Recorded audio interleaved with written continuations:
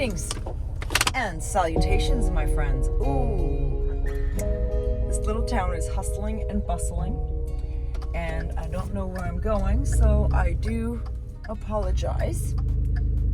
My friends, have been thinking about something as I've been driving into town, because my son, who's autistic, as I've mentioned time and time again, he made, because we're in such a tiny little community, there isn't a lot of programs. We're used to a lot of programs. When we were living down south, we were so used to a lot of programs that, from week to week, he would have one or two standing program things that he can participate in. Unfortunately, when you live so far up in the sticks, there's very far and few programs that you can put your child in, notwithstanding that you have to also drive long distances. So it took me about 35 minutes to get into town right now so that I can take him to his very new, exciting social club. I'm super excited because, I'm in town, so I have to be very careful. Oh my God. This guy, my goodness. It's not like I can get mad at them too, because my car is very, not unique, but a unique color, and it's got stickers on it that my husband put on, so I don't want anybody to get mad at me, because, little towns, they all talk. Anyway, I love this little town, so don't worry about that. But anyway, squirrel! Oh my gosh. So I was so grateful that one of the friends that my son made in his other club invited him into a social club, and you have to get invited. So he got invited. So I was so thrilled, and I was trying to text this woman, but as I told you, I'm waiting for 3 videos to load as I'm scheduling them for the last 2 days. So when she tried to call me back, as finally I got a hold of her, because I was just going to go and just kind of do like the Toronto thing, just show up and go, hey, do you have room for us? But luckily she called me literally half an hour before I was ready to go. Can you tell I'm wired? And basically, I've got to tell you, she called, loveliest of ladies. Oh my goodness, loved chatting with her. She said it was good that we go. It was all okay. And as I was listening to her tell me sort of how this social club came about and the rules of it and sort of the background information, and she was just filling me in, I realized that in my head, as I was listening to her, there was a moment where I wanted to interrupt her, believe it or not. Oh, believe it. And I realized that was the first recognition that I was going to interrupt her. And then I'm like, whoa, hold it. Settle down, put the squirrel to bed, and just listen. So I actually had that. I'm starting to finally, after almost a year of trying to practice this, I'm starting to finally catch myself over and over, and I was so pleased with myself that I just stayed quiet. I listened, and I was processing what the woman was saying. And I thought to myself that is something that I wanted to talk to you quickly about, because I'm already there. I'm in town and I've got to go do grocery shopping. But I wanted to let you know, or explain, tell you my journey of trying to use my ears more than my mouth. Now, granted, caveat, when I'm talking in my car or while I'm driving, okay, that is not the same thing, because right now I'm speaking uninterrupted, and your function is to listen, if you listen. And and I appreciate if you do. But you're practicing the spirit of listening, and I'm practicing the spirit of talking. And I would say that is the difference. But, and I'm here. But when I'm now listening to someone, I am actively, for at least the last year, trying to practice, because for me, it's not natural. I realized about a year ago, and I can't give you the specific circumstance, but I remember loosely in the back of my head that it was oh, I think I know what it is, actually. I know what it is. And this is why I find, on the one hand, doing this, recording myself and watching back, very useful. Outside of the fact that I am participating in something that I would argue is the system that they want us to participate in, and I think it's another trap. I do. And I am aware that this is another trap, but I will say that I know exactly, loosely I remember being on a phone call and someone saying, please let me finish. And I was horrified. But I don't remember exactly what conversation, when it was, so it wasn't singed into my brain. And now I remember the actual caveat of when I realized, oh my God, I am so infuriating. I am infuriating. I infuriated myself. And I talk about Alan a lot. Alan died March 4th, 2021. Literally a few months before my cousin. It was a hard year. I lost arguably two people, because I know that you're going to say, oh, I didn't know Alan what, but I did. I listened to his voice for over 20 years, and I am grateful to him for more than just his voice. I'm grateful for the information, for what he taught me. I'm grateful for being able to be shaken out of my stupor and being able to better myself from within. And he was the journey of that. And I think, again, this is an extension of him. And again, I'm grateful to him again, because I'll tell you why. When I realized when he died, I was mortified for like a month. I was just mortified. And then I don't know at which point, was it a month or 2 months? To my surprise, I realized, oh my God, he had a woman. He had a woman, and this woman, it's not a family member. It's a family member, maybe by marriage, that's going to keep his website going. Like, I knew that his website was going to continue because Neil Foster had brought it up, but I didn't know who was going to do it. So when that information came in, I said, never again. I'm not doing this anymore. I'm just going to go for it. Just like I'm doing the YouTube channel, which is embarrassing at times, scary for sure. I'm just doing it. I'm just going to do it. Whatever happens, happens. It is what it is. I'm just going to do it. Same exact scenario with Melissa. I said, forget it. I am reaching out to her. I am going to ask her to talk, and if she has time, great. If she doesn't, that's fine. She reached out to me. And the reason why I wanted to reach out to her, because I had regret that I never reached out to Alan, because I started hearing when she came on the scene that, oh, this person reached out and he made time for them and he started talking with them, and he became loose acquaintances or friends or whatever, long distance. And I was so upset with myself that I did not do that, because I wanted to, but I'll tell you what my reasoning was. At the time, I'm not going to blame it on my procrastination, although I do think it has a part to play. I thought, you know what, he's so busy, he's researching, and he made it clear on many occasions that he doesn't want people just to call and chat because he doesn't have time. And I thought to myself, I'm not going to do that. I'm not going to interfere with his life. I'm not going to be that person that is so selfish.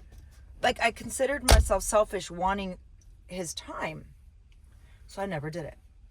And oh my God, did I regret that. I regretted it. So as soon as I realized Melissa was taking calls or communicating with people, I reached out to her. And oh my God, she reached out to me. And it was like a guru reaching out to me, even though I didn't even know her, but just by association to me, I know this is like star, you know, what is that called when you're star, you know, when you're like so enamored with a movie star, I don't know what it is. Maybe I'll think of it. Maybe I'll put it up on the screen. Anyway, star luster or something. And she asked me, we had an amazing talk. I thought we had an amazing talk. But, oh yeah, no, I thought we had an amazing talk. We did have an amazing talk. And she invited me on a Real History because now she started something new. And she started this thing called Real History. So Real History is with real people, the real history of their history and their experience of history, their, you know, that kind of thing. She invited me on the show and I was just beyond excited. CuttingThroughTheMatrix.com, by the way.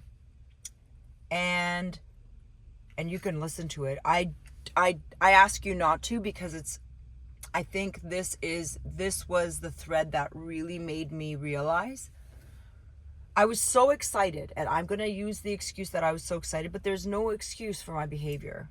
I interrupted her so many times. I was only able to listen to that show once, but that once was enough for me to go, oh no, I suck. Anyways, I'm going to go into the store and then I'll finish up a little bit later, okay? We're going to leave off of where I realized I was horrified that I trampled all over a very important person that I just was meeting. And I was literally leaving a terrible view of what I was. And I didn't see myself as that, but I saw that as absolutely horrific. So anyways, that's where we're going to leave off and we'll be back.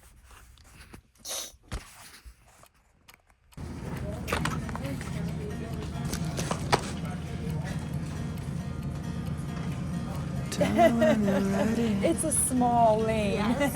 Thanks. No worries.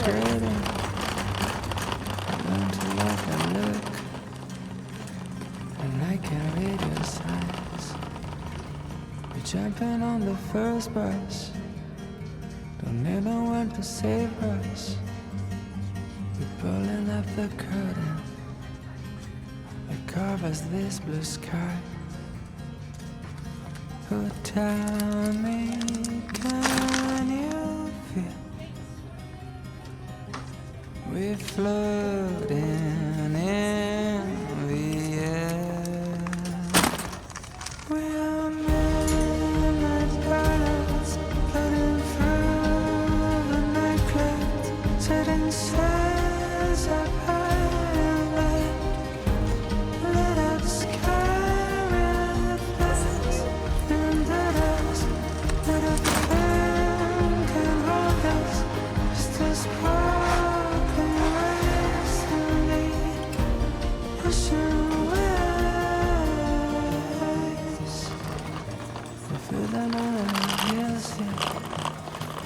They will never get us. We're running fast as lightning. We want to turn back time. There is so much peace here. We're floating through the atmosphere. We light about a feather, soaring into space. 'Cause I know that you see the world so small from here.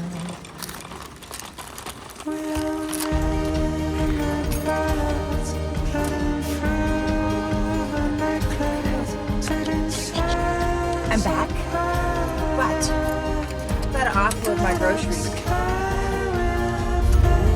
That wasn't a good start. Sorry.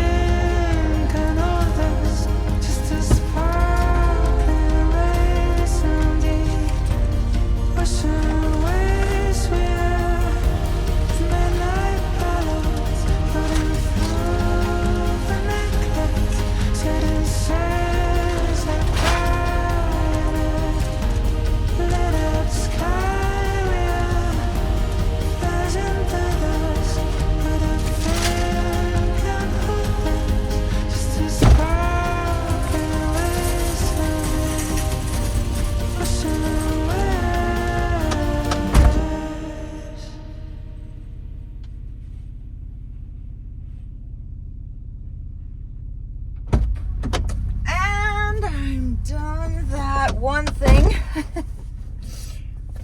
Back to, oh my gosh, 100 on almost 20 bucks. 120 bucks for literally three bags. My sensors are dirty, nobody panic. Least of which me. There's nothing behind me, man.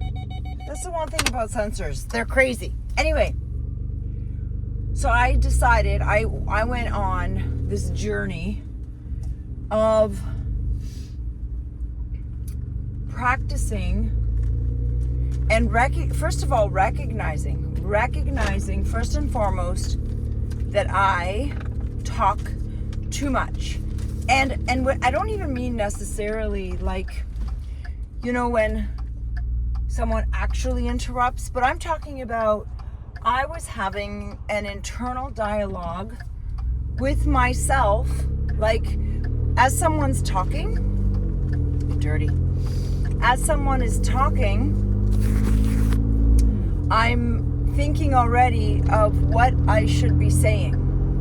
And that was still not listening. And I realized, this is now, I would say about close to a year ago, that I'm infuriating to talk to.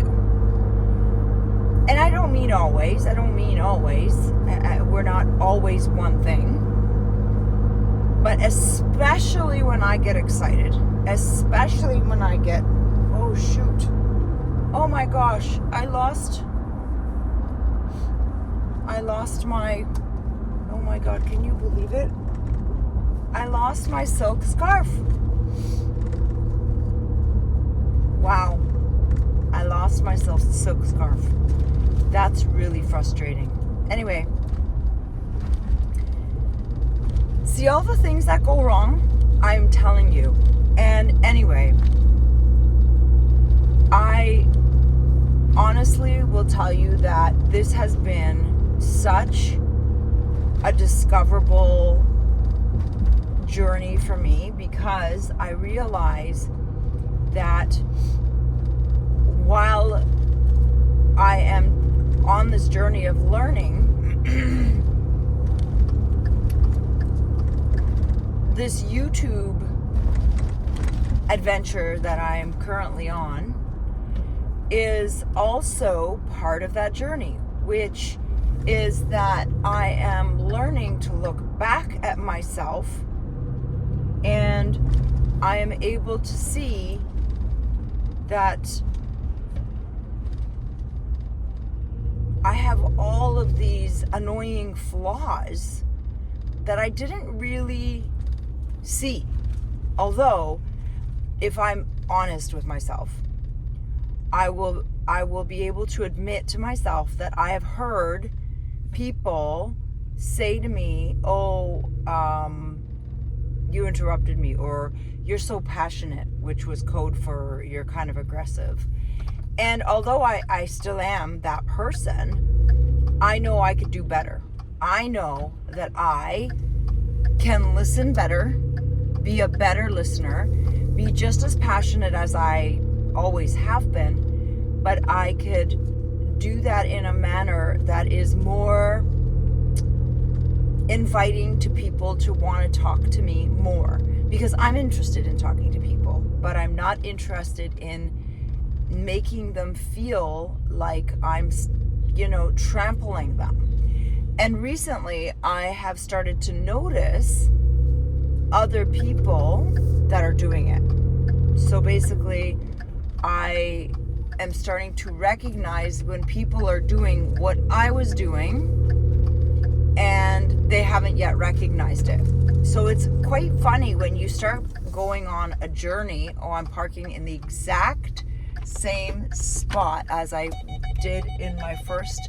Again, my sensors are losing their mind. And I made it.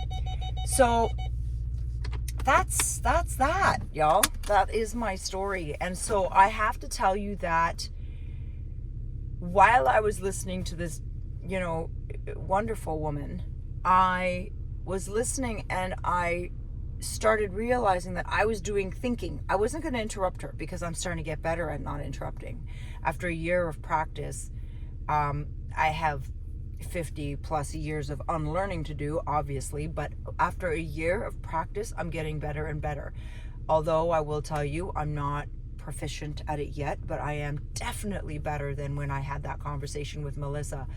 It was just such a startling realization when I played it back. I was so dismayed. I remember now. It's funny how sometimes just talking about it, helps you process.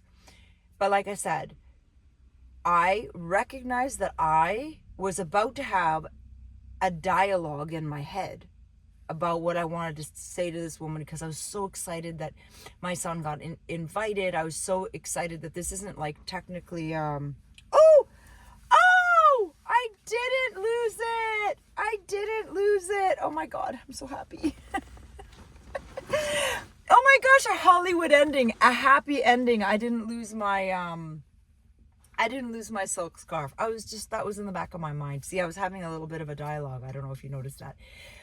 But like I said, I realized that I am getting better because I am recognizing it more readily, more often, and I am stopping myself before I embarrass myself again. And as a result, I hope that in my life, my interactive life with people, I am so hopeful that I can be that person where people are like, oh, she's a good listener.